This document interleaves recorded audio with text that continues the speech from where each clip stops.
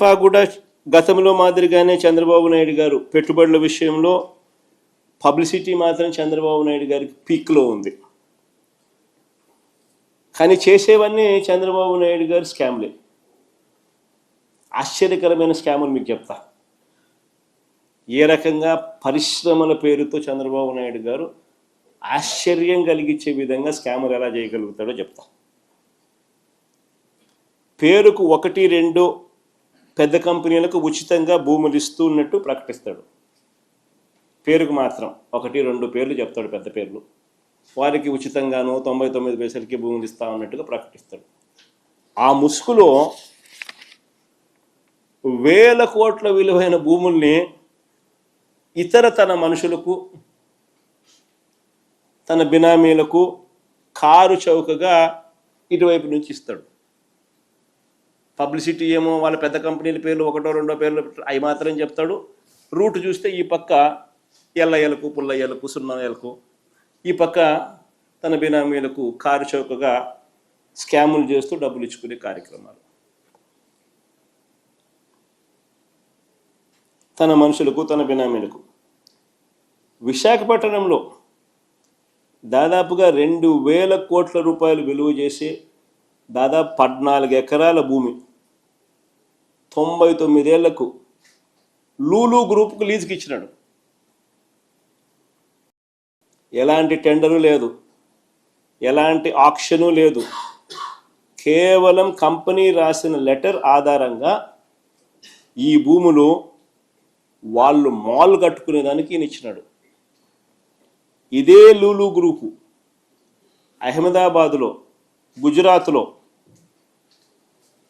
16 ఎకరాల భూమిని 519 కోట్ల రూపాయలకు వేలంలో కొనుగోలు చేసి మాల్ కడతా ఉన్నారు.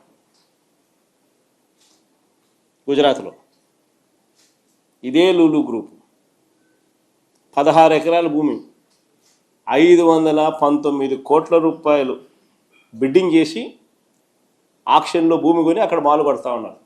ఆంధ్ర రాష్ట్రంలో ఫ్రీగా చంద్రబాబు నాయుడు గారు ఆక్షన్ లేదు, మన్ను లేదు, పాడు లేదు, ఏమి లేదు, 99 ఏళ్ళ ఊరికే లీజు లూలుకు 14 ఎకరాలు 2,000 కోట్లు భూమి ఇస్తున్నాడు. ఇది ఆంధ్ర రాష్ట్ర పరిస్థితి మాలు కట్టడానికి. సరే, ఇంకొక అడుగు ముందుకేద్దాం. ఇప్పుడు ఇది అహ్మదాబాద్లో లూలుకు సంబంధించి ఏ రకంగా ఆ రాష్ట్రం క్రెడిట్ తీసుకుంటూ the city's biggest land deal so far has also set the record for the highest stamp duty from a single sale deed. ఇక్కడ స్టాంప్ డ్యూటీ కూడా ఎగ్జంప్షన్ మన రాష్ట్రంలో. అక్కడ స్టాంప్ డ్యూటీకి హైయెస్ట్గా వచ్చిందని కూడా వాళ్ళు పబ్లిసిటీ చేసుకుంటా ఉన్నారు.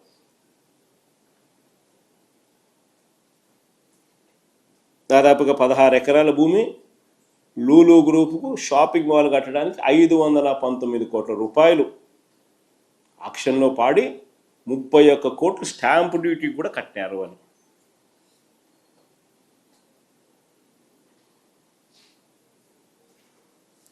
ఈ టైమ్స్ ఆఫ్ ఇండియాలో ఆర్టికల్ ఇది. ఎవరైనా కావాలంటే సార్ చూసుకోండి. తర్వాత ఇంకొకటి Satva group, Kapil group, ANSR group, ఇటువంటి రియల్ ఎస్టేట్ కంపెనీలు. ఈ కంపెనీలకు భూముల కేటాయింపులో కూడా ఎలాంటి యాక్షన్లు లేవు.